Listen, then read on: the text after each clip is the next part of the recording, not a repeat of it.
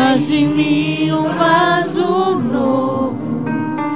Esse amor incondicional é a razão do meu viver. Eu te amo, meu Senhor. Tu és o meu querido e bom pastor. Nunca mais te deixarei. Não importa o que acontecer, eu te amo, meu Senhor.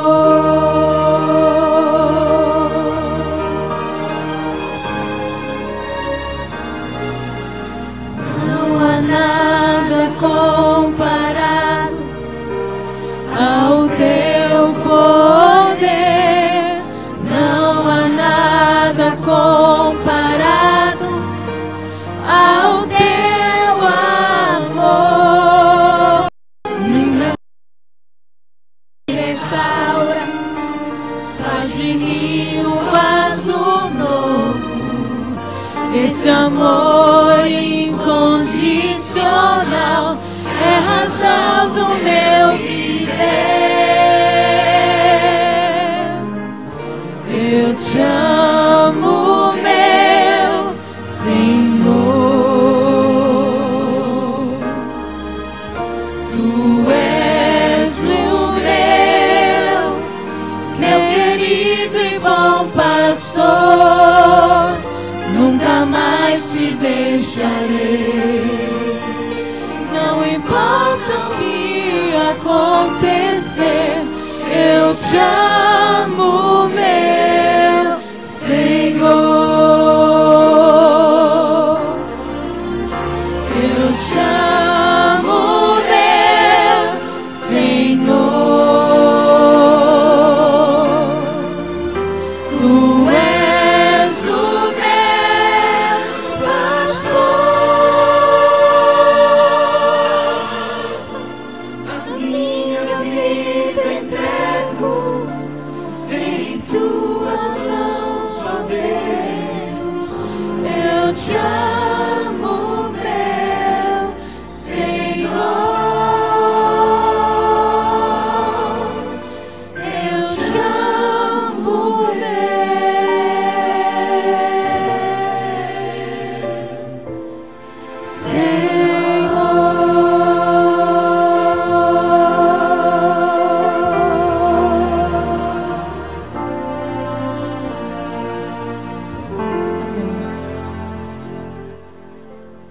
Queria dar um chazinho para o nosso novo membro do louvor, Joshua.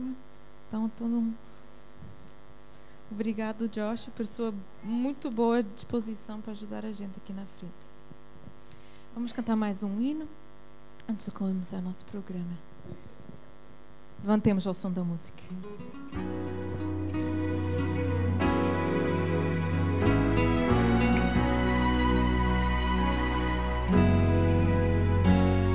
Eu tenho certeza que dias melhores virão.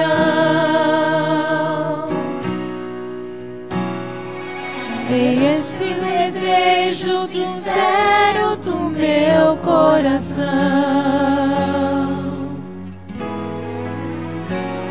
Coloco os meus olhos em Cristo na vida eterna. Vislumbro um futuro de glória e paz sem igual.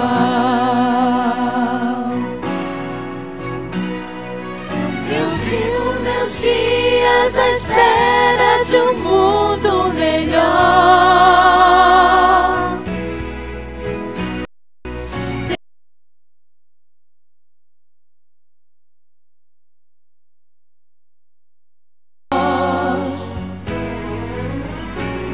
Almejo levar a morada dos filhos à luz e estar para sempre ao lado Jesus.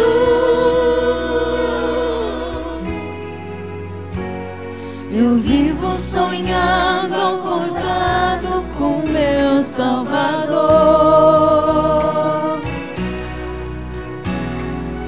E toco suas mãos perfuradas por causa do amor.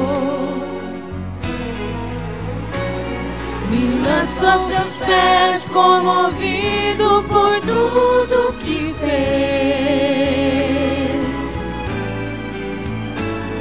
E Ele me diz com ternura: és meu outra vez.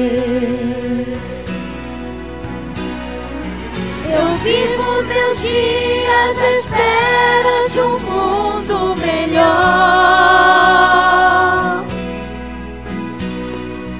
sem ódio, sem dor, sem lembrança do mal tão atroz.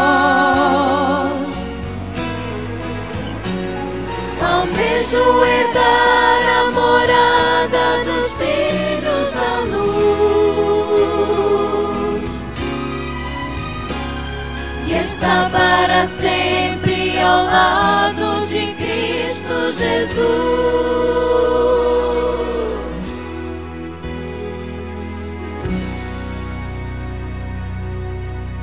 Oremos. Querido Pai que está nos céus, muito obrigado pelas muitas bênçãos que nos tens dado na nossa vida, Senhor. O pão de cada dia, o trabalho que a gente tem, temos muito para agradecer. Mas queremos agora especialmente pedir a sua presença aqui conosco. Que a sua palavra toque o nosso coração e nos dê mais entendimento da sua palavra. Isso que eu peço em seu nome. Amém.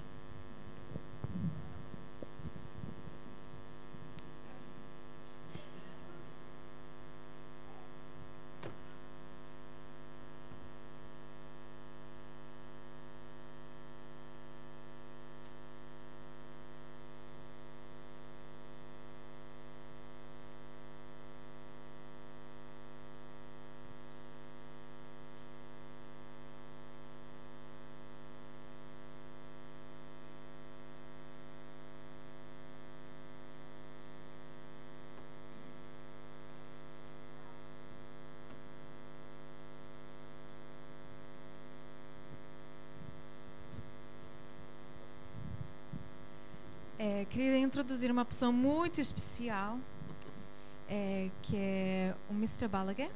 Mr. Balaguer foi meu professor de escola de música no high school lá no SAC, Senior Adventist College, que infelizmente está fechado. E também foi meu professor de piano por muitos anos também. E é uma pessoa muito talentosa. E qual é a igreja que você vai? I'm starting to go to Hoxton Park. Oh, okay. Yeah, A igreja hispana, né? No, that's an English. Okay.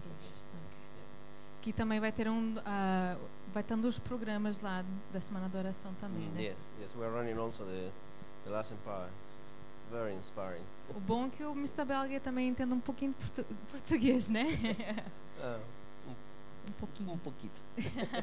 So we say Portuguese is a bad spoken Spanish. Or something. Oh, that's what they say. That's the other way around. I think it's the other way around, Yeah, but maybe. that's okay. And what piece are you going to be playing for us, Mr. Balaguer? I'm going to play a piece called "We Shall Behold Him." It tells us about that at the end of the time, when Jesus comes, we'll be able to see God with our own eyes coming in the clouds of heaven to take us to live with Him forever. Amen. And is this your arrangement? Yeah. Yeah. It's a little arrangement. Oh, good. Something I play around with.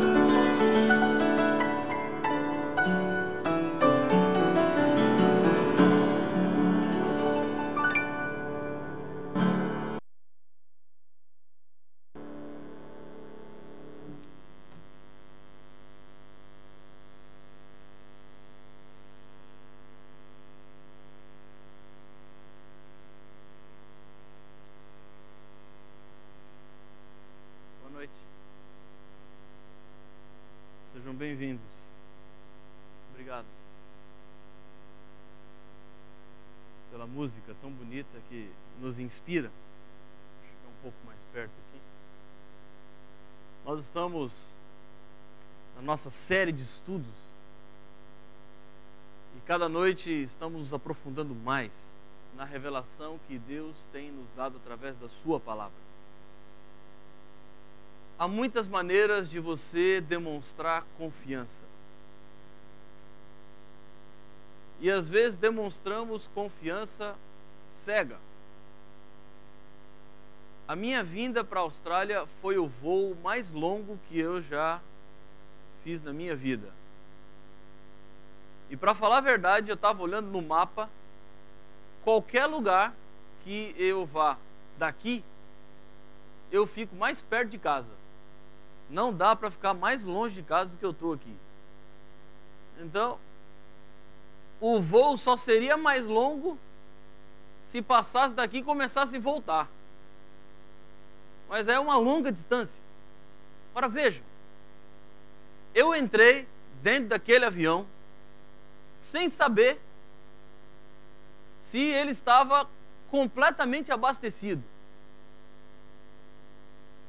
Eu não olhei nenhum parar de revisão de turbinas.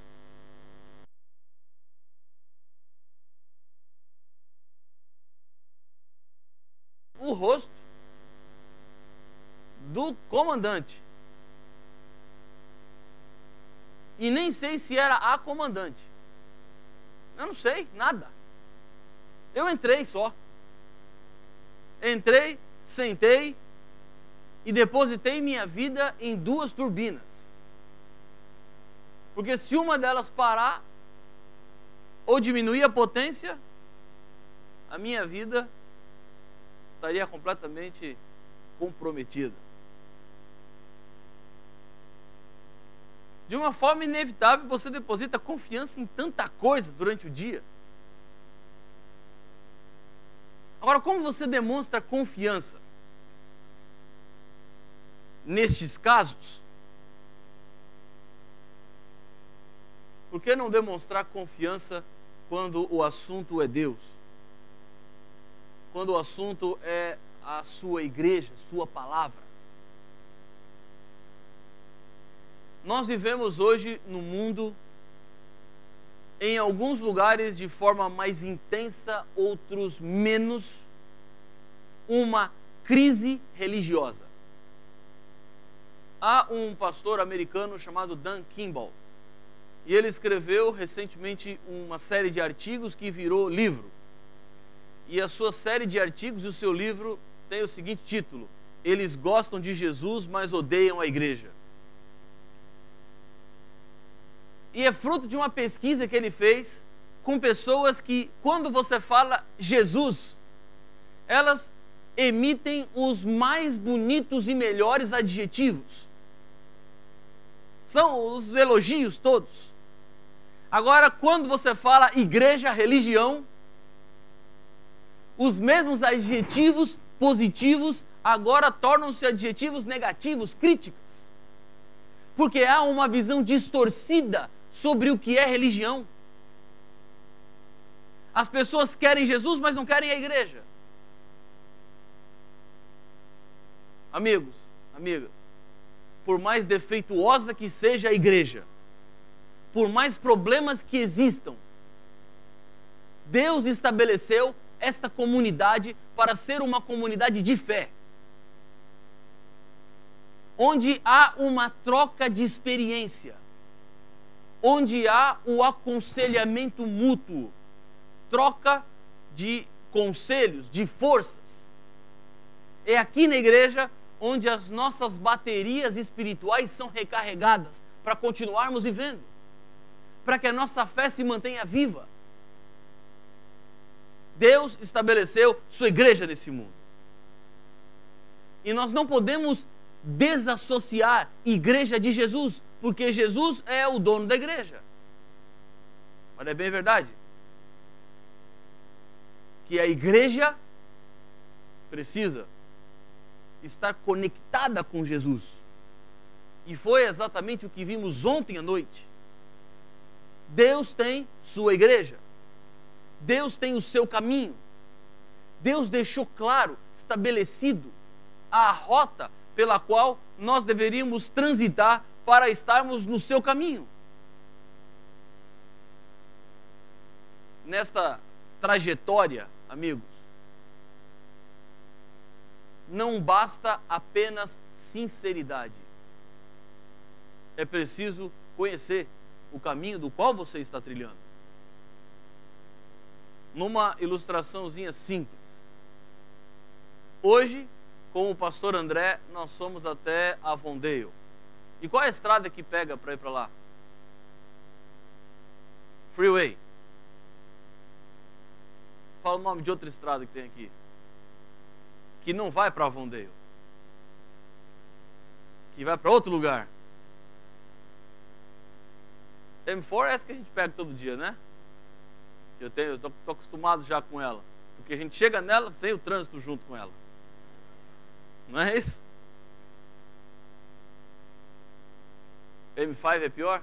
Então digamos que eu estou na M5, então. E eu sinceramente acredito que a M5 vai me levar até o Avondale College. Não leva lá, né? Então tá bom. É esse mesmo que eu quero. Eu quero uma estrada que não vá para lá. Eu vou na M5, posso ir na M5 porque eu não vou chegar lá. Mas digamos que eu sinceramente ache que indo pela M5 eu vou chegar em Avondale. Eu sou uma pessoa sincera, muito sincero. E eu acredito que eu estou no caminho certo. Mas eu estou numa rota, numa estrada que me leva para uma direção oposta àquela que eu queria ir. Amigos, de que adianta a minha sinceridade? Eu estou completamente enganado. E não adianta nada eu parar e tentar convencer o policial que está na estrada que aquela estrada vai para Avondale, porque ela não vai. Não adianta eu parar no posto de gasolina e tentar convencer os que trabalham lá de que aquela estrada tem que ir para o Avondale, porque ela não vai. Se eu quero ir para o Avondale College, eu tenho que pegar a estrada que vai para lá. Não é qualquer estrada que serve. Não é qualquer caminho que me leva. E quando o assunto é salvação, quando o assunto é igreja verdadeira, amigo, amiga, à luz da palavra de Deus, e aqui não são as minhas palavras, não adianta pegar qualquer caminho e achar que qualquer caminho serve. Assim como não é qualquer estrada que te leva para onde você quer ir, tem que pegar a estrada certa, há também o caminho, a estrada certa, que nos leva para o céu. Isso fica evidente em toda a Bíblia, na palavra de Deus. Há uma verdade absoluta, uma verdade universal, que serve para a Austrália, para a Nova Zelândia, para o Japão, para a China, para a Inglaterra, para a Suíça, para a Noruega, para os Estados Unidos, para o Canadá, para a Groenlândia, para qualquer lugar. A verdade é universal, é uma só, revelada por Deus. Portanto, se queremos ir para o céu, temos que pegar o caminho certo, a estrada certa, a igreja certa. E qual é a igreja? Ontem nós começamos um estudo e hoje vamos continuar esse mesmo estudo. Eu quero convidá-lo a abrir a sua Bíblia em Apocalipse capítulo 12 e o verso 17. Nós já ontem passamos pelos 6 primeiros versos de Apocalipse capítulo 12. No domingo à noite, nós passamos pelos versos 7 até o verso 13, que fala sobre Lúcifer, sua rebelião, o começo do mal. Agora vamos ao final do capítulo 12. Há mais uma parte muito importante e que está diretamente relacionada com a igreja de Deus na terra.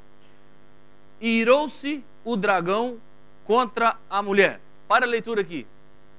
Como temos visto, o livro do Apocalipse, ele traz consigo uma simbologia própria. Os símbolos têm significados. Dragão, que é dragão? Quem é o dragão? Dragão é uma imagem de um animal perigoso, um animal com formas diferentes, assustador. O dragão surge aqui, o diabo, e ele está irado. Contra quem? Contra quem? A mulher.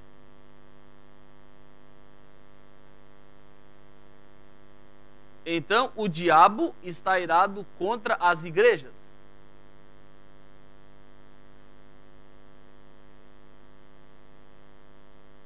Faz diferença? Claro que faz. Vejam, o texto diz que o diabo irou-se contra a mulher, contra a igreja. Continua o verso. E foi pelejar com os restantes da sua descendência. O que significa restantes da descendência? Aqueles que pertencem à mulher, aqueles que pertencem à igreja. Ou seja, o diabo faz guerra contra a igreja de Deus e de uma forma específica contra os membros da igreja. E o texto, ele termina as informações todas, explicando quem é aqueles que pertencem à igreja. Qual é a característica desse povo? Diz assim: os que guardam os mandamentos de Deus e têm o testemunho de Jesus. Amigos, vamos hoje à noite nos concentrar na primeira parte. Guardam os mandamentos de Deus. Essa é a característica do povo de Deus. Esta é a característica da igreja de Deus. Ela guarda os mandamentos. Agora a pergunta é: que mandamentos? Obviamente, os 10 mandamentos, tal qual foi revelado pelo próprio Deus em tábuas de pedra que ele escreveu com o seu próprio dedo. Mas há pessoas que olham para os 10 mandamentos e trazem consigo alguns argumentos para tentar diminuir ou para tentar descredibilizar o que são os 10 mandamentos. Outro dia alguém me falou assim: pastor, eu já li os 10 mandamentos, mas eu acho os 10 mandamentos muito negativo. E fica falando não, não, não, não, não. Eu sou uma pessoa positiva. E esses 10 mandamentos, eles trazem uma carga assim muito forte. E não pode isso, não pode aquilo outro, não faz, não, não, não, não. É só não. Existe uma corrente pedagógica por aí que diz que as crianças não podem ouvir não. Já ouviram isso por aí? Não pode falar não para a criança. Porque se a criança ouve ouvindo não, ela cresce com essa áurea negativa. E essas pessoas que têm essa filosofia, essa corrente educacional de que não pode dizer não, quando se deparam com os 10 mandamentos, que está cheio de nãos, começam a ficar com os 10 mandamentos um pouco para trás ou com menos crédito do que deveriam dar. Eu não sou do defensor da pedagogia de que não pode dizer não, porque eu entendo que dizer não é importante. Por 2 razões. Primeiro, o não nem sempre ele vem com essa ideia de restringir, mas ele pode vir com uma ideia de ampliar. O que eu quero dizer com isso? Quando a Bíblia diz assim, não faça isso, por trás está dizendo o que você pode fazer. Digamos que amanhã seja meu aniversário. Não é. Eu nem sei que dia que é amanhã. Que dia é? Nós estamos em dúvida, pastor André. É 8 amanhã? Ó, você falou que era 7 hoje para mim. Você também tá ruim do... Amanhã é 9. Amanhã é 9. Não é amanhã meu aniversário, mas digamos que amanhã seja meu aniversário. Você fala assim, pastor, amanhã é seu aniversário, 9 de maio, eu quero lhe dar um presente. O que eu lhe dou? Aí eu falo assim, não me dê uma gravata. O que você pode me dar de presente de aniversário? Tudo menos uma gravata, porque eu falei, não quero gravata. O meu não restringiu ou ampliou? Agora, digamos que você fala assim, pastor, amanhã é seu aniversário e eu quero lhe dar um presente. Eu falo assim, tá bom, obrigado, me dá uma gravata. Eu não usei o não, eu usei o sim. Eu falei o que eu queria, uma gravata. Agora você vai me dar o que de presente? Uma gravata, porque já pediu, já falou o que queria. Você podia estar até pensando em outra coisa. Tem uma lojinha do lado da minha casa aqui, tem um chocolate, lá vou dar um chocolate. Pastor, mas ele pediu gravata, agora eu vou ter que ir atrás de gravata. Eu falei sim e eu restringi. Se eu dissesse não, eu estaria ampliando. Veja, os 10 mandamentos da lei de Deus são exatamente assim. São nãos que ampliam. E há uma outra coisa importante quando o assunto é a lei de Deus. O não serve como proteção. Digamos que você tenha um sonho na vida. Pode ser que não seja o seu sonho, mas digamos que seja. E o seu sonho é passar a mão na juba do leão. Alguém tem esse sonho aqui? Ah, tem gente que tem, sempre tem. Tem uns 6. Até o seu marido levantou a mão, passar a mão na juba do leão.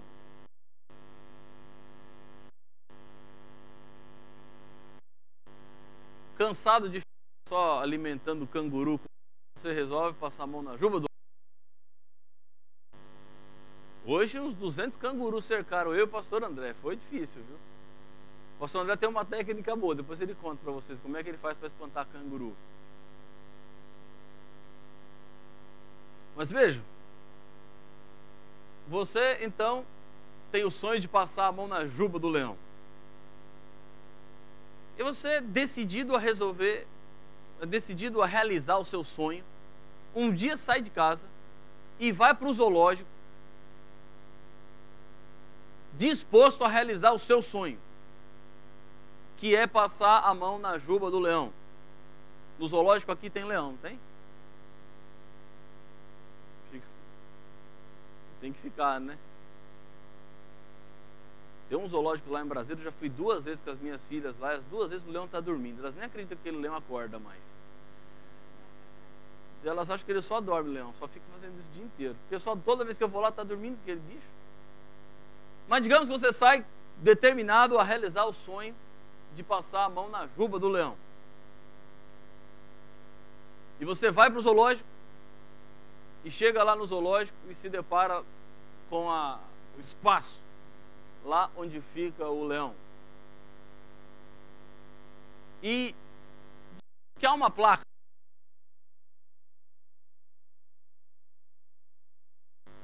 Não coloque a mão.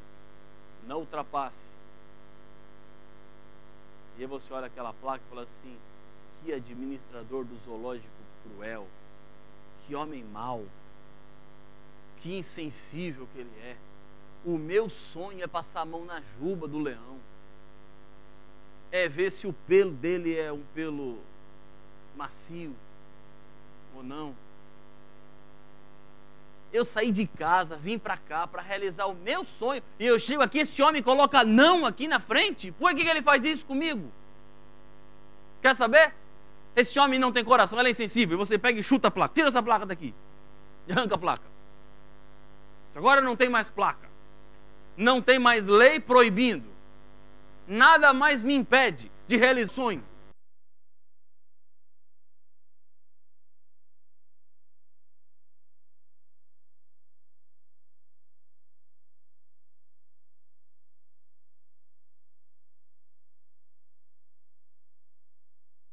Ex-mão.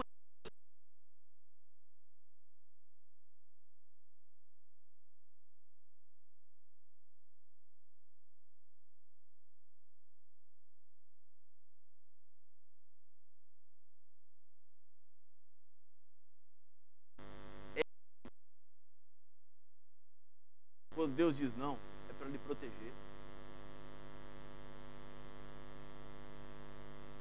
Esse sistema de leis que Deus estabeleceu na Bíblia é um sistema perfeito. E para aqueles que acham que não, é muito pesado, eu quero lhes convidar hoje à noite a fazer comigo um exercício. E nós vamos transformar cada mandamento em uma única palavra positiva. Por trás de cada mandamento há um princípio que Deus nos ensina. E vamos tentar extrair o princípio do que é que Deus quer para a minha vida. Você deixa de lado o não e preocupa-se naquilo que Deus quer. E você vai ver que os princípios que nós extraímos dos 10 mandamentos são princípios que não podem ficar de fora da vida de uma pessoa que está se preparando.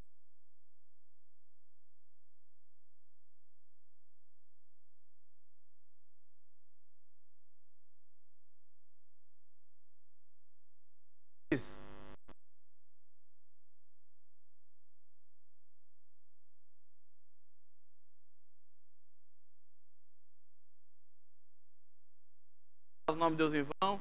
O terceiro diz guardar domingos e festas. O quarto é isso? Não? Então vamos à Bíblia. O que diz o primeiro mandamento? Não terás outros deuses diante de mim. Qual é o princípio que está por trás desse mandamento? Qual é a palavra que você poderia resumir esse mandamento? Eu uso uma palavrinha simples. O primeiro mandamento fala de lealdade. Seja leal. É isso que Deus está dizendo. Não tenha outros deuses diante de mim. Agora, preste atenção, raciocine comigo.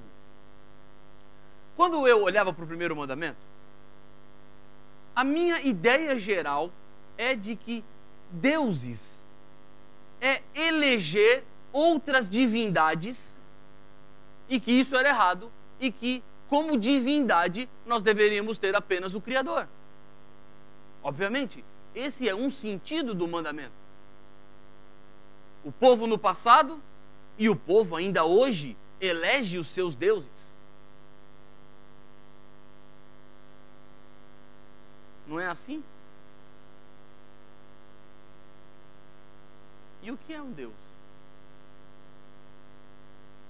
Não é apenas uma divindade para ser cultuada, mas Deus é tudo aquilo que você coloca em primeiro lugar no seu coração.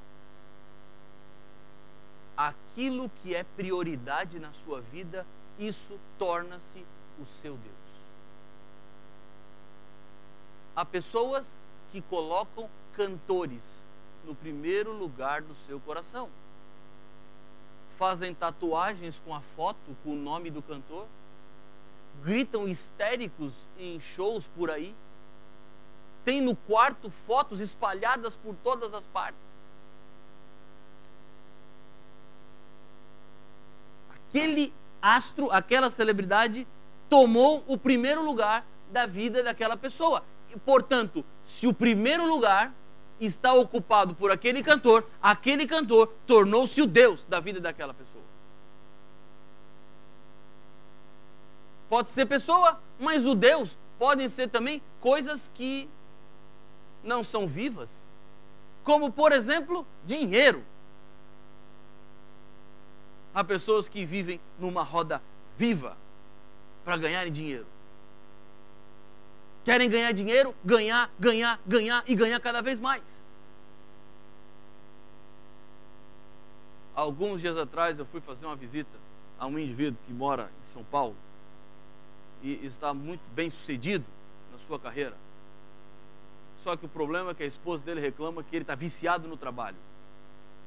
Para vocês terem uma ideia, ele mora a uns 30 quilômetros do escritório de onde trabalha, mas ele não volta mais para casa. Ele comprou um apartamento na frente do escritório, para não ter que pegar trânsito. E chega às 6:30 da manhã e sai meia-noite, 1 hora da manhã, ganhando dinheiro. E a esposa falou assim: para que ele quer tanto dinheiro? Está perdendo tudo. Perdendo os filhos, perdendo a esposa.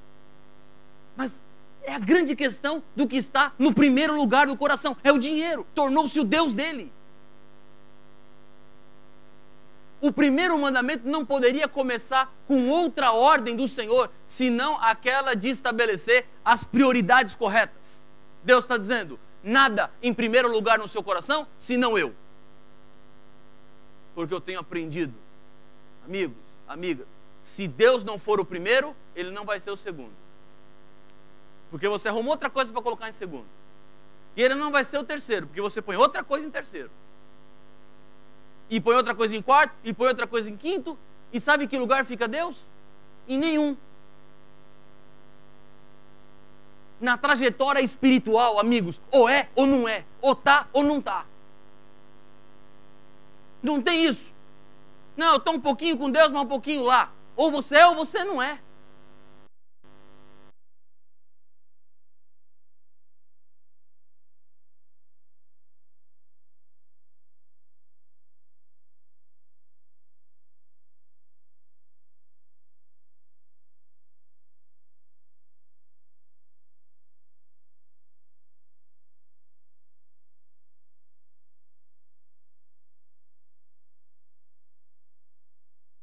Está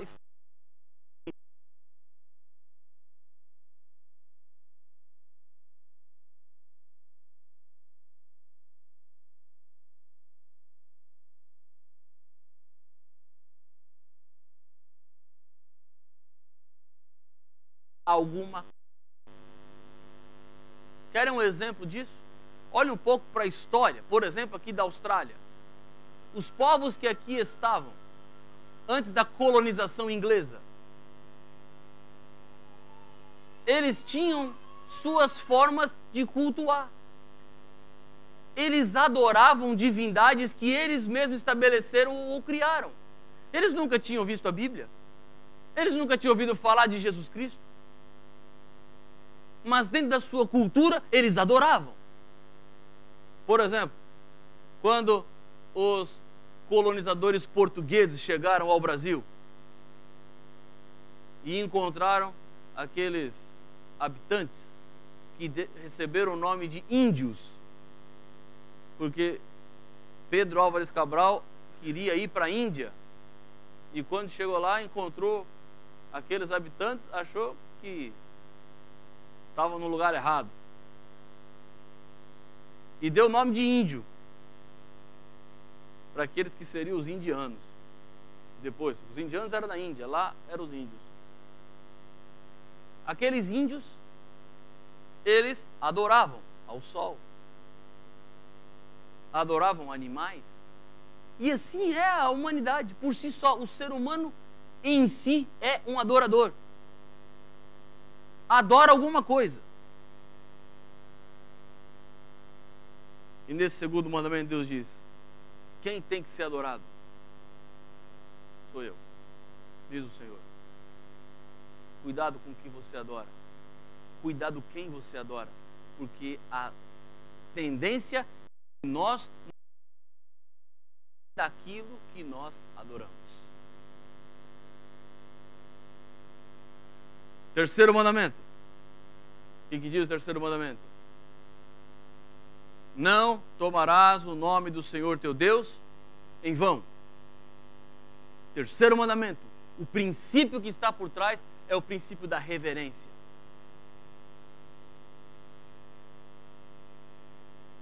E esse é um princípio que tem sido perdido. O ser humano tem se tornado irreverente. Ele não sabe mais o que é reverenciar. O nome de Deus tem que ser tratado como nome santo. Não que seja errado falar o nome de Deus. Não que seja pecado falar o nome de Deus. Você pode dizer, você pode falar. O problema é quando você fala o nome de Deus sem saber do que está falando. Sem ter consciência de quem você está dizendo. Quarto mandamento. O que diz o quarto mandamento? Lembra-te do dia do sábado para o santificar. 6 dias trabalharás e farás toda a tua obra. Mas o 7º dia é o sábado do Senhor teu Deus. E aí vai dizendo o restante, que envolve a guarda de um dia. O princípio que está por trás é o princípio da santidade.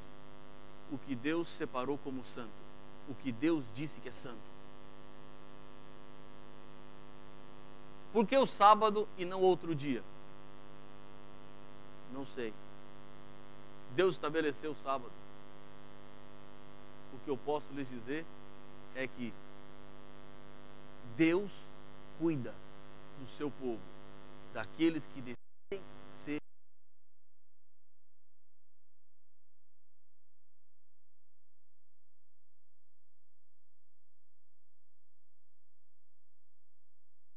fiéis.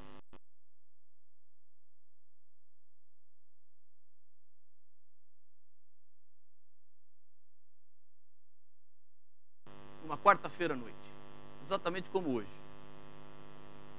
E ele estava numa série de estudos bíblicos, e naquela noite ele me pediu para dar um estudo bíblico à igreja sobre o 4º mandamento, sobre o sábado, explicar o sábado. Para as pessoas que estavam assistindo uma série de estudos bíblicos, exatamente como essa nossa série, que estamos fazendo aqui em outros auditórios de Sydney. Naquela noite, tinha uma senhora no auditório que estava pela primeira vez na igreja. Mas o mais interessante dessa história foi como ela veio para a igreja. Naquele dia, ela havia conseguido um emprego, um bom emprego. E a amiga que estava frequentando a série de estudos foi à casa dela e a convidou para ir à noite na igreja. E ela, ao ouvir o convite, falou assim: muito bom, ótimo, eu vou na igreja sim, porque hoje Deus me deu um emprego, o emprego que eu queria, um bom emprego. Então eu vou à igreja para agradecer a Deus pelo emprego que Ele me deu. Olha a história. Acertado o horário, elas foram juntas para a igreja. E chegaram lá e estava eu ensinando sobre o sábado.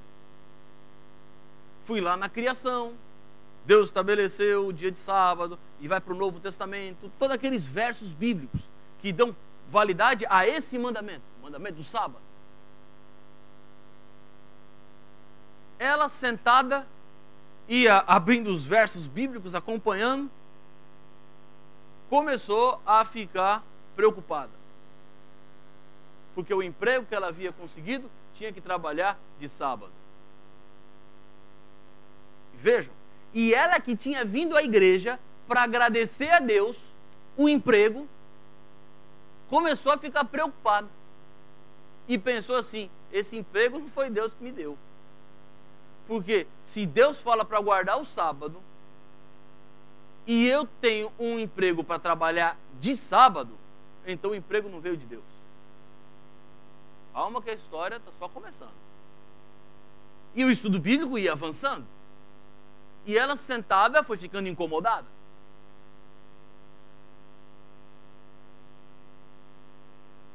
Já no final do estudo, ela estava convencida de que o sábado era o dia do Senhor.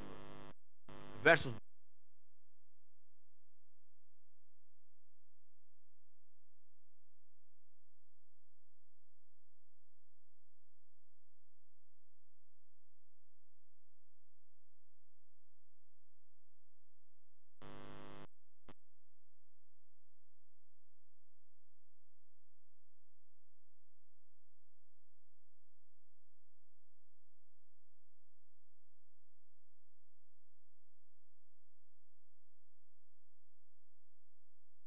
coisa para eu fazer. Eu quero que o Senhor cuide de mim. E abriu o olho. O telefone dela, o celular. 9h24. Celular. Depois da oração, ela olhou para o celular e não reconheceu aquele relógio. Está com problema, não está? Aquele lá está com problema. Parou. Ele parou faz uma hora aquele relógio. Eu estou olhando que não sai do lugar. Mas ela olhou para o relógio que estava funcionando dela. 9h24 que o celular tocou. E ela olhou para o celular e não sabia se atendia ou não. Ficou em dúvida. Não sabia que número era aquele. Resolveu atender o telefone. Atendeu, levantou e saiu da igreja.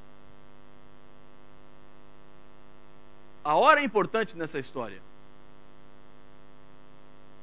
Eu não sabia de nada. Eu estava dando estudo bíblico.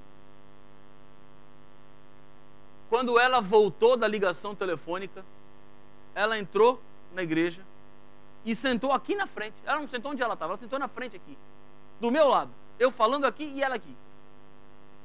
Eu não vi nada, nem percebi o que estava acontecendo. E ela dali falou assim: pastor, eu quero falar. E eu pregando. Já falei para vocês, toda vez que isso acontece, eu fico com medo. E eu falei assim: o que a senhora quer falar?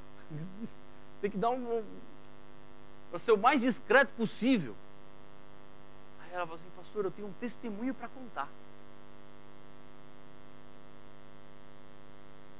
E eu falei: irmãos, tem um testemunho aqui para ser contado agora.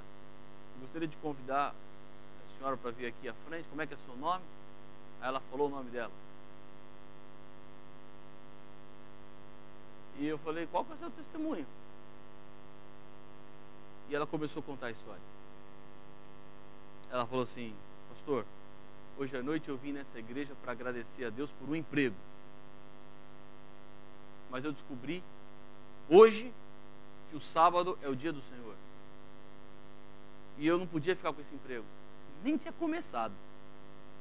Ela já decidiu que não podia ficar. Porque não era esse o caminho de Deus.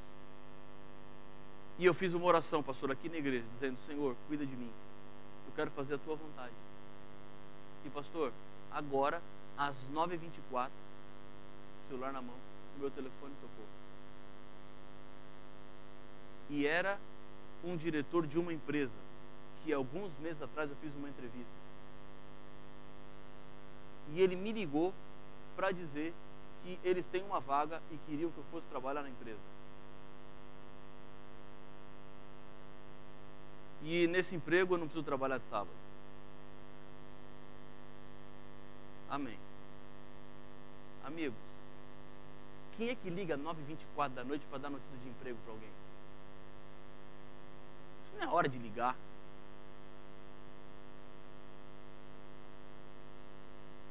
E foi tão forte a história. Até o seu amigo, o pastor André estava lá, Roberto Mota, estava junto. E foi tão forte a história que eu tive que explicar que aquilo não era combinado. Porque algumas pessoas poderiam achar que eu fiz todo aquele teatro.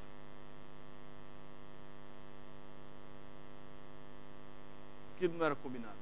E eu falei com ela assim: olha, eu estou muito feliz da história que eu acabei de ouvir. Mas eu quero que você faça uma coisa. Que você pergunte para esse diretor, no dia que você for lá para fazer os seus acertos, para trabalhar na empresa, por que ele te ligou 9h24 da noite. Ela precisava ter uma resposta naquela noite, a decisão de fé dela. A mulher que estava a primeira vez na igreja, primeiro estudo bíblico, convenceu-se do sábado e falou assim: Senhor, esse emprego eu não vou ficar, eu quero fazer a tua vontade. Deus honrou e fez com que aquele homem ligasse para ela, mas eu queria saber o que ele ia dizer para ele ter telefonado para ela. E ela foi, perguntou e me ligou e falou assim: pastor, eu vou lhe contar o que aconteceu. Por que ele me ligou 9h24? Naquela tarde, eles decidiram que iam me contratar. Estava tudo certo. Ele colocou meu currículo na agenda dele, fechou a agenda, pôs na pasta e foi embora para casa. À noite, ele foi mexer nas coisas dele, abriu a agenda, estava lá meu currículo, e ele olhou e falou assim: Eu acho que essa mulher vai ficar feliz se eu ligar para ela agora e dar notícia do emprego.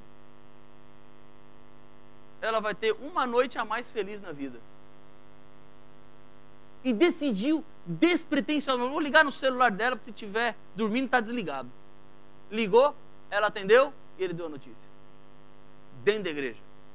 Ela tinha acabado de tomar a decisão. Deus usou ele para telefonar, sem ele saber. Amigos, eu poderia contar aqui um monte de histórias. Várias.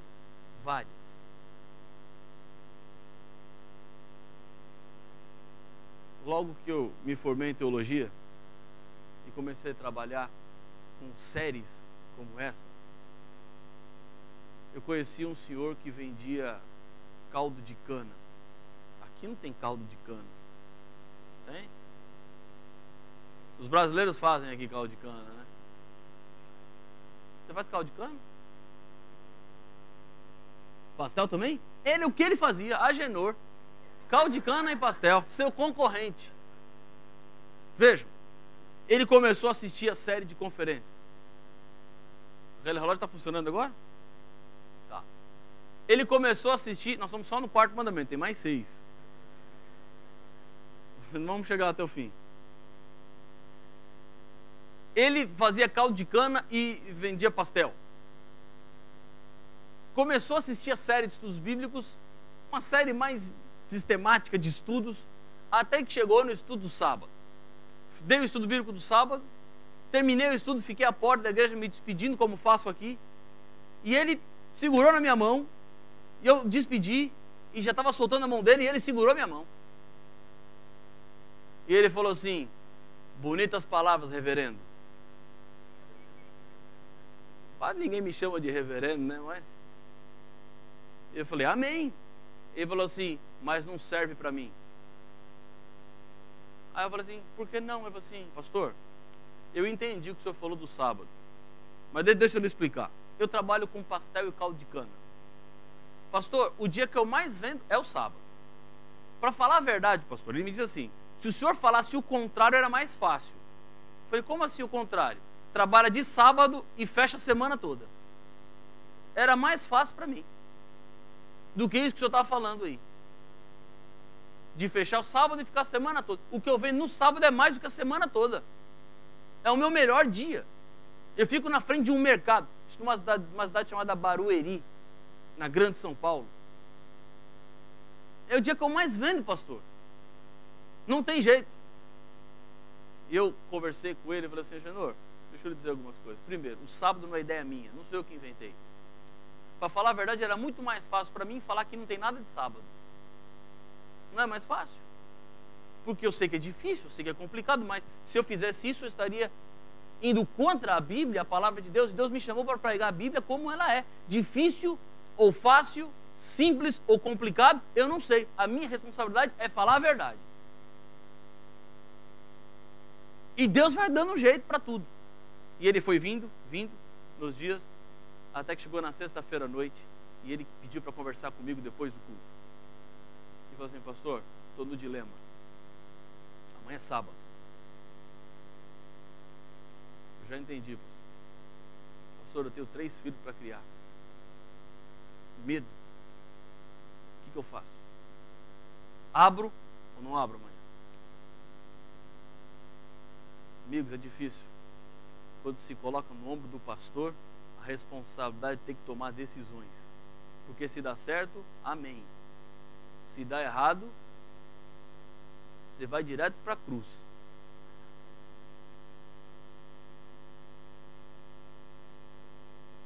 Alguns até falam, né, que em alguns lugares no almoço é servido pastor frito. Tem o pastor assado.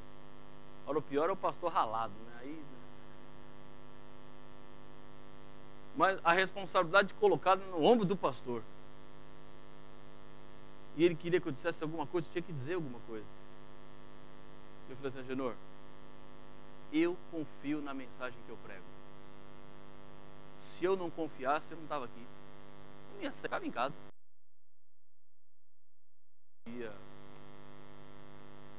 ficar correndo nos parques por aí. Ia fazer outra coisa da vida. Agora, eu saí de casa hoje à noite e vim aqui porque eu acredito no que eu estou ensinando.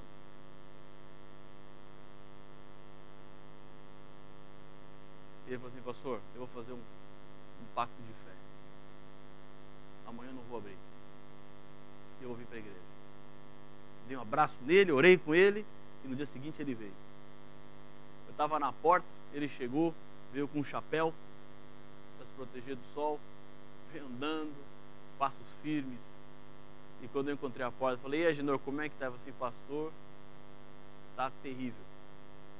Por um lado eu penso, estou fazendo a coisa certa.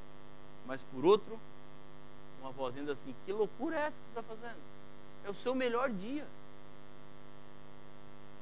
Eu falei, Agenor, fique tranquilo. Ele passou a manhã na igreja, tarde, foi embora. Domingo de manhã, ele foi para o caldo de cana. Quando deu umas 10 e pouco da manhã, eu fui lá no caldo de cana. E quando eu cheguei no caldo de cana, eu virei a rua. Amigos, a impressão que eu tive era que tinha acontecido algum acidente. Porque sempre quando acontece alguma coisa, aparece gente tudo quanto é lugar para ver. Tá cheio de gente. Eu virei, olhei e falei, mas o que aconteceu? Se alguém está passando mal lá. Parei o carro e cheguei e ninguém estava passando mal. Não tinha acontecido nada. Era a gente querendo caldo de cana e pastel. Eu lá no meio, eu falei assim, e aí, Agenor? Ele falou assim, pastor, vem depois, quero conversar. Agora não dá para atender. Eu falei, tá bom, depois eu venho. Fui embora. Meio-dia e pouquinho, voltei. A Agenor estava fechando. Eu falei, já está fechando, Agenor? Eu falei assim, pastor, tem que fechar porque tem que sair para comprar. Porque ele falou assim, pastor, vendeu tudo.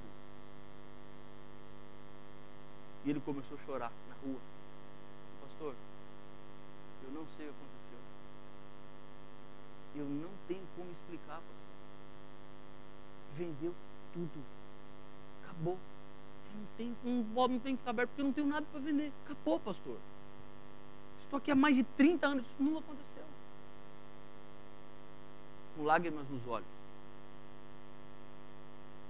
Abracei ele. Ele já tinha entendido tudo. Amigos, essa história já aconteceu há 15 anos. Eu encontrei a Agenor agora uns 3 meses atrás. Tirei uma foto com ele. Falei, Agenor, como é que está lá o caldo de cana?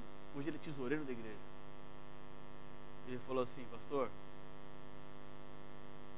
domingo passado foi exatamente igual àquele domingo. Deus tem me sustentado semana após semana, sem abrir o sábado. Agora você me pergunta, como é que eu explico isso? Não explico. Eu não tenho explicação para dar. É Deus. Esse é o princípio que está por trás desse mandamento. E eu estou gastando um pouquinho mais de tempo nesse mandamento, porque esse talvez seja o mais complicado. Quando você decide ser fiel, Deus abre portas. Amigos, eu estou dizendo de um mandamento que é cumprido por 17 milhões de pessoas ao redor do mundo. E Deus tem sustentado em diferentes lugares, diferentes formas, diferentes maneiras. O sábado é um mandamento dele. Se é difícil para você, coloca nas mãos dele, que ele vai ajudar. Se você está lutando com dificuldades quanto a isso, Deus pode fazer alguém ligar para você agora. Se você decidir ser fiel. Se com o seu coração em sinceridade você colocar como meta fazer a vontade de Deus, Ele vai honrar você. Eu tenho certeza disso. 5º mandamento: honrar pai e mãe. Esse mandamento não tem não, mas ele pode ter um princípio por trás. O princípio da autoridade. Deus estabelece quem é a autoridade. Honrar pai e mãe não é simplesmente obedecer pai e mãe, mas honra-se pai e mãe com a vida que você vive, com as escolhas que você faz. Mesmo com pais mortos, é possível honrá-los. Princípio, caráter. É forma de honrar pai e mãe. Sexto mandamento: não matarás. E o princípio que está por trás é o princípio da vida. Morte e a promoção da morte são condenados por Deus. O que é promoção da morte? Promoção da morte não é simplesmente a morte física, mas pode-se matar pessoas com aquilo que você fala. E tem gente que está matando os outros com desculpas, como se fossem boas desculpas. Cuidado. Você vê que as pessoas falam assim: olha, eu vou te falar umas coisas aqui, e acaba com a pessoa e fala assim: ó, estou te dizendo isso porque eu sou sincero.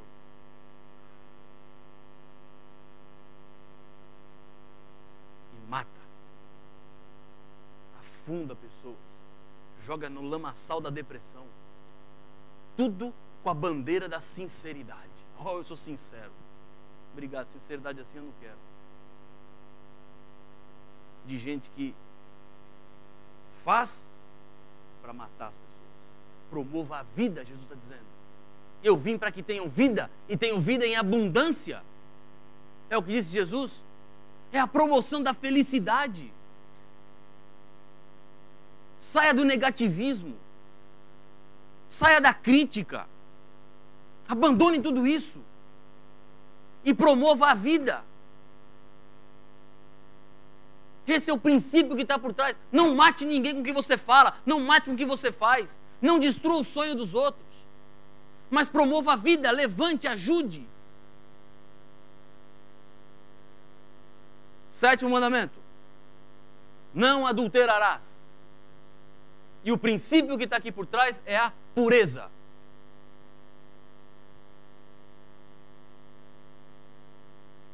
É ser diferente.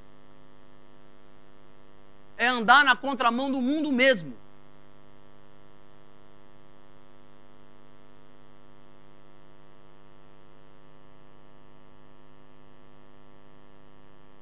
Outro dia, achei uma revista lá no Brasil que dizia assim: a idade certa para perder a virgindade.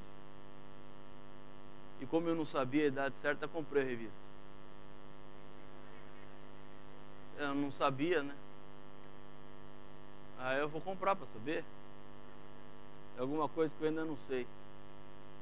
Mas me deixou frustrado o artigo, porque a articulista não respondeu a pergunta que ela colocou na capa. Porque ela diz assim no final: não existe idade certa. O que existe é o momento certo. E quando ele aparecer, deixa rolar.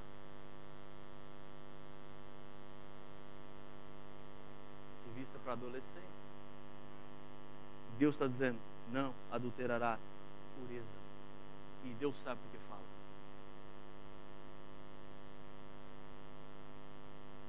Deus sabe o que fala. Amigos, eu nasci dentro dessa igreja. Cresci toda a minha vida dentro dessa igreja.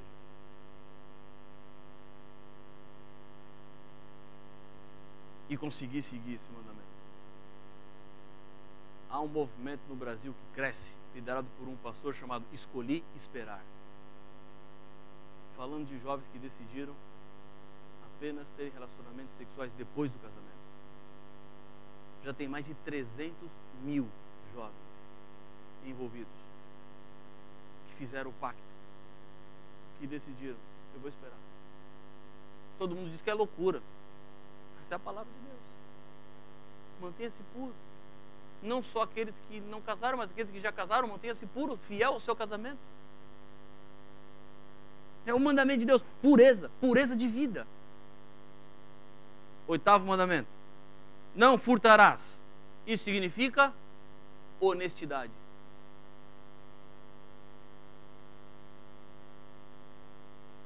De vez em quando aparecem umas notícias por aí de gente que achou alguma coisa. Acho que foi recentemente agora um mendigo que achou $20 mil. Não foi assim? $20 mil, um indivíduo que não tem nada, na rua, achou $20 mil e entregou tudo, devolveu. Vira notícia. Porque a tendência humana vai ser: $20 mil, ninguém sabe quem é. aqui na rua, assim. Alguns podem até falar assim, foi Deus que me mandou os 20 mil dólares, né? E ainda coloca a desculpa em Deus para fazer a coisa errada. Deus mandou para mim.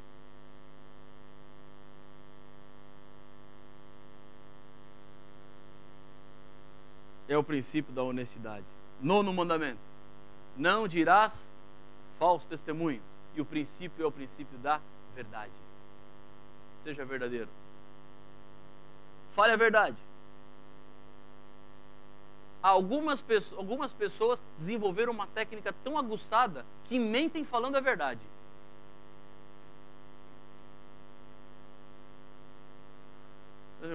Como, pastor? Alguém mente falando a verdade? É simples. Você fala a verdade de um jeito que faz as pessoas acreditarem numa coisa que não é verdade. Quer um exemplo? Eu vou dizer uma coisa aqui para vocês. Vou falar uma mentira falando a verdade. Presta atenção. Vocês conhecem o Quarteto Arautos do Rei? Eu já cantei com o Quarteto Arautos do Rei.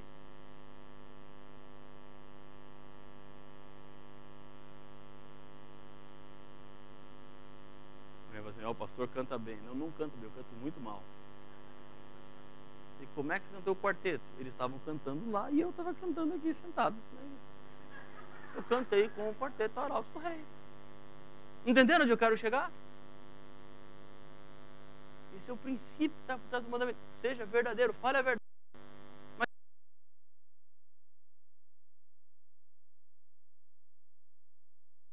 é mentir falando a verdade isso.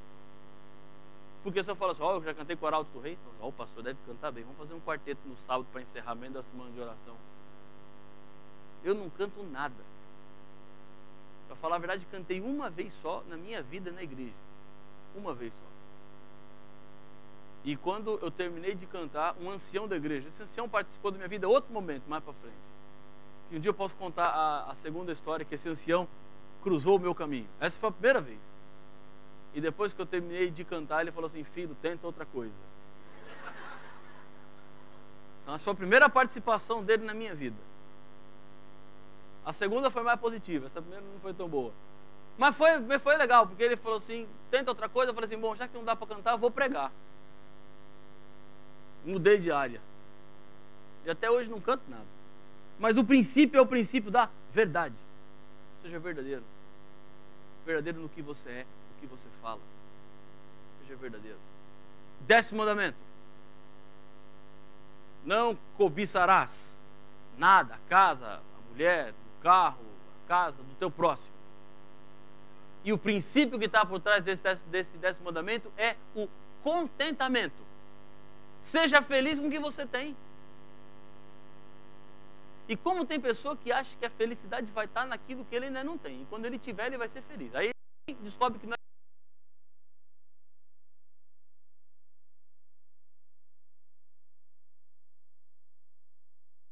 coisa que ele nunca vai poder ter na vida. Então ele fala assim, eu não sou feliz porque eu não tenho. Quando eu tiver, eu vou ser feliz. Deus está ensinando nesse mandamento. Seja feliz com o que você tem. Eu não tenho muito, mas seja feliz com o que você tem. Eu já vi gente feliz em barraco e gente triste em mansão.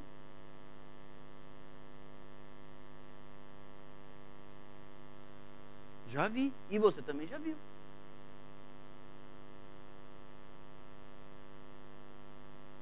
Seja feliz com o que você tem. Esse é o princípio do mandamento. Ora, amigos, olhando para os 10 mandamentos, para esses princípios, dá para tirar algum deles? Quando a Bíblia diz que o diabo está irado com uma igreja, a igreja que guarda os 10 mandamentos é a igreja que vive esses 10 princípios.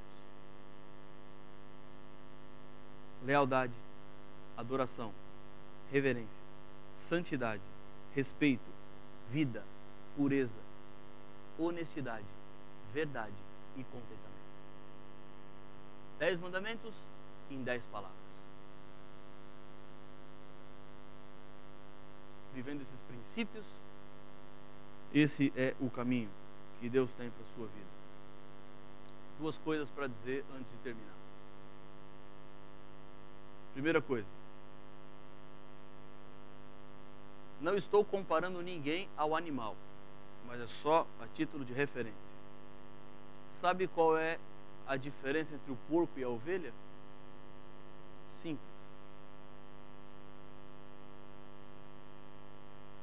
A ovelha, quando se suja, ela quer ser limpa. O porco, quando você limpa, ele quer se sujar de novo. Pode pegar o porco e dar um banho nele com sabonete, ó que é bom. Tem Dove aqui? Tem tudo quanto é lugar, né? Dá um banho de sabonete Dove no porco e deixa ele cheiroso. Passa perfume no porco. E assim que você o soltar, ele volta para a lama.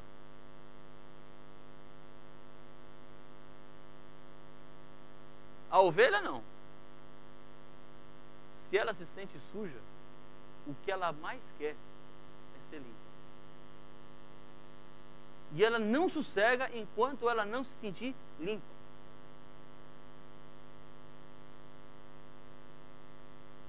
Diante da lei de Deus, você tem duas escolhas. Ou você fica limpo, ou você se suja. A lei que restaura, que mostra o caminho e que mostra a direção. Amigos, eu tenho visto muitas coisas acontecer por aí. Deus tem feito algumas coisas impressionantes. Alguns meses atrás, eu estava pregando numa igreja e antes de eu entrar para pregar, o Remi, que trabalhou comigo muitos anos, na minha equipe de evangelismo, estava me acompanhando naquela semana, entrou na sala e falou assim: pastor, lá no fundo da igreja tem uma moça de cabelo loiro, aqui na altura do ombro, camisa branca. Na hora do apelo, olha nos olhos dela e faz um apelo para ela. E eu falei, tá bom. Ele falou assim, porque pastor, a história dessa mulher é impressionante. Como ela veio para a igreja hoje aqui é impressionante. E eu falei, como que ela veio? E ele me contou rápido. Eu vou lhe contar agora. Olha o que aconteceu. Essa mulher tem depressão, tomando remédios fortíssimos, passando por problemas no casamento, problemas com o filho, problemas em tudo quanto é lugar. Problemas financeiros. Foi morar na casa do pai e da mãe dela, junto lá, e naquela dificuldade toda, a depressão, a angústia, ela resolveu acabar com a vida dela. O pai dela, policial aposentado, guarda uma arma em casa. Sozinha, ela achou que ia resolver o problema dela se matando. Pegou o revólver, foi para o banheiro da casa, colocou a munição, armou, botou o revólver na cabeça e na hora que ela ia disparar, um lampejo de consciência. Espírito Santo. E ela pensou assim, eu não posso me matar aqui. Essa é a casa dos meus pais. Se eu me matar aqui, minha mãe não vai querer mais morar aqui. Não vou fazer isso aqui. Vou fazer em outro lugar. Pegou a arma, colocou na bolsa e saiu na rua. Para achar um lugar, uma praça, alguma coisa. Foi para um canteiro, onde tem um banco, uma avenida, dos dois lados. Ninguém vai lá, ninguém passa por lá, ninguém anda por lá. Sentou no banco que tinha, abriu a bolsa, colocou a mão e na hora que ela foi tirar o revólver de dentro da bolsa, um carro parou na praça. Você, pastor, você acabou de falar que ninguém para. Não, ninguém para. E para falar a verdade, aquele carro não parou porque quis na praça. Ele parou porque quebrou. Estava andando, quebrou, apagou o carro. E encostou. E ela, quando viu aquele carro encostado, poucos metros dela, colocou a arma de volta, fechou a bolsa e falou assim, vou esperar eles saírem e quando for embora, eu acabo com a minha vida. Aquele carro tinha uma família que estava indo para a igreja. O carro teve uma pane elétrica. Apagou. O pai saiu do carro, abriu a tampa da frente do carro para tentar descobrir o que tinha acontecido, tentando com o celular achar alguma coisa, porque o carro novo não tinha razão de acontecer aquilo. E nisso os filhos lá dentro do carro falaram assim: ô pai, arruma aí pra gente ir pra igreja. E ela, com um revólver na bolsa, começou a ouvir crianças que pediam ao pai que arrumassem o carro, porque eles queriam ir à igreja. E ela pensou assim: tá aí, Deus, será que não é essa a saída para a minha vida? Ela se levantou do banco, foi em direção ao carro, e a Rose fez uma pergunta contraditória. Ela perguntou assim: vocês precisam de ajuda? Não. Eles não precisavam de ajuda. Por mais que estavam no meio de uma avenida com o carro quebrado, eles não precisavam de ajuda. Quem precisava de ajuda era ela. Não, disse ele, aconteceu alguma coisa aqui, eu não sei. E ela perguntou assim: vocês estão indo para a igreja? Sim. Há uma série de estudos bíblicos numa igreja aqui perto, há uma programação para as crianças também, e estamos gostando muito. E começaram a conversar, e a Rose foi conversando com a esposa, até que o marido encontrou um cabo da parte elétrica estava solto. Ele achou, falou assim: como esse cabo está solto? Achou muito estranho. Um cabo que não se solta. Encaixou o cabo, voltou para dentro do carro, virou a chave, deu a bateria. Virou a chave e o carro pegou. Parte elétrica. Estava explicado o problema. A esposa conversando com a Rose. Ele foi para frente, abaixou a tampa. Na hora que estava saindo com o carro, a esposa falou assim: pera um pouquinho só. E a Rose estava ficando na praça. E a esposa falou assim: você mora onde? Não, mora aqui perto, aqui, umas ruas aqui para trás. E ela falou assim: vem com a gente para a igreja. E ela: não, eu não sei, eu não estou com fome. Não, entra aqui do jeito que você está. Vem, vamos para a igreja, depois a gente leva para sua casa. Aqui a gente tem telefone, você liga, avisa, fala que vai à igreja para sua família, alguém, mas vamos lá, vai ser bom. Já que você me perguntou, você vai gostar. E ela entrou no carro, no banco de trás, com duas crianças. E lá no banco de trás ela falou assim, ela começou a chorar e contou essa história para aquela família. Eu estou com uma arma aqui na minha bolsa. Eu ia tirar. Olha o pânico. Olhe o pânico. Ela falou assim: eu estou com uma arma aqui na minha bolsa e com essa arma eu ia tirar a minha vida. E vocês apareceram. Aquele homem entendeu por que o carro dele parou. Por que Deus soltou aquele cabo? Era para chegar naquele coração. Algumas semanas depois, ela foi batizada. Uma nova vida. Porque decidiu viver com Jesus, seguir suas leis. Obviamente que o diabo está irado contra aqueles que seguem a lei de Deus. Você não precisa ter medo disso, porque maior é aquele que está conosco do que aqueles que estão contra nós. Siga a lei de Deus, obedeça a sua palavra e Deus vai lhe proteger. Nós vamos ouvir uma música agora e logo depois o pastor André vai fazer uma oração por todos nós, entregando a nossa vida nas mãos do Senhor.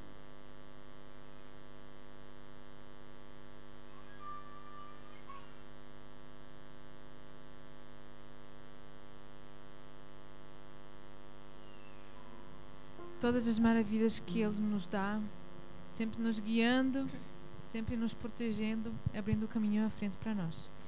Vamos agradecer por tudo que Ele tem feito com a música How Great Thou Art. Quão grande és Tu. Levanta-se. Vamos cantar juntos.